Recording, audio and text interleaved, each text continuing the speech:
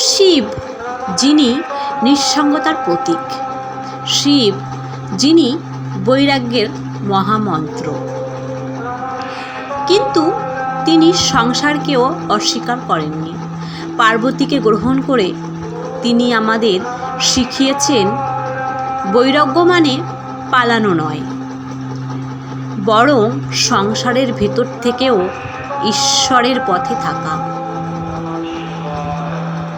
শিবের নিঃসঙ্গতা আমাদের শেখায় নিজের ভেতরের নীরবতার সাথে বন্ধুত্ব করতে, আর সংসার আমাদের শেখায় ভালোবাসা আর দায়িত্বের মধ্যে থেকেও ভক্তির পথ খুঁজে নিতে।